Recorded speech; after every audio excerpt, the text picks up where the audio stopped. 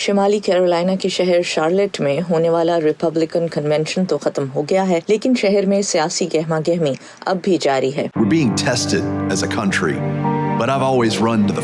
ریاستی سینٹ کے ڈیموکریٹ رکن کیل کننگھم اپنے سیاسی حریف ٹام ٹلس کو ہرانے کی تیاری کر رہے ہیں۔ I grew up with strong parents and humble people and humble places.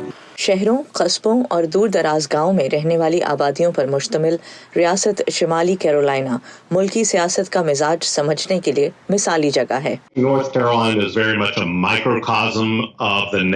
شمالی کیرولائنا وہ جگہ ہے جس کی آبادی میں واضح تقسیم ہے۔ یہاں ایسے ووٹرز ہیں جو آخری وقت تک کسی کے بھی حق میں فیصلہ کر سکتے ہیں، اس لیے ملک میں کسی بھی اور جگہ کے مقابلے میں یہ ریاست اہم ترین ہے۔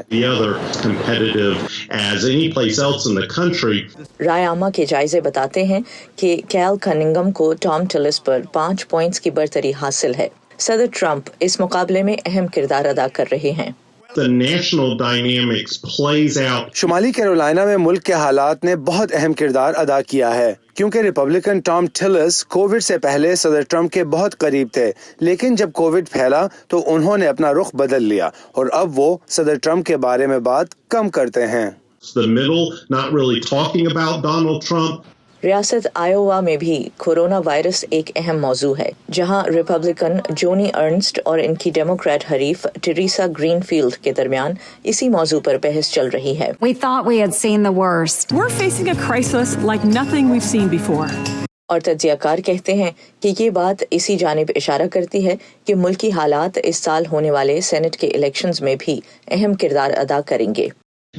ہمیں یہ دیکھنا ہے کہ لوگ صدر ٹرمپ کی کورونا کی وبا سے نمٹنے کی اہلیت کا دفاع کریں گے یا اس معاملے پر ان سے فاصلہ اختیار کر لیں گے، اور اس کا انحصار اس پر ہوگا کہ ان کی ریاست کو وبا نے کتنا متاثر کیا ہے۔ ریاست مین میں ریپبلکن سینیٹر سوزن کالنز کو قومی سطح پر اس وقت خاص توجہ ملی جب انہوں نے سپریم کورٹ کے جسٹس بریٹ کیونو کی تقرری کے حق میں ووٹ دیا تھا، اور پھر اس سال کے آغاز میں صدر ٹرمپ کے مواخذے کی کارروائی میں انہیں بری کر دیا۔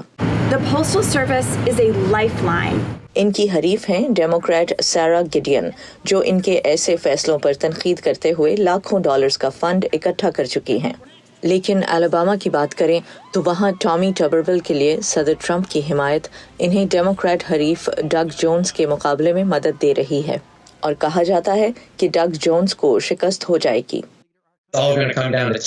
یہ سب کچھ ان جگہوں پر ووٹرز کے ٹرن آؤٹ پر منحصر ہوگا جہاں 2016 میں صدر ٹرمپ حیران کن طور پر جیت گئے تھے، ساتھ ہی اس بات پر بھی کہ ان سینیٹرز میں اپنی اپنی ریاست کے حالات کو صدارتی انتخابات سے الگ رکھنے کی کتنی اہلیت ہے۔ ڈیموکریٹس ریاست کولوراڈو اور ایریزونا میں بھی جیت کی امید لگائے بیٹھے ہیں۔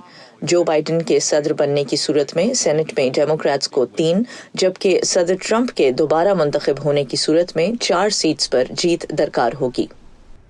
کیتھرین جپسن کے ساتھ نخبت ملک، وائس آف امریکہ۔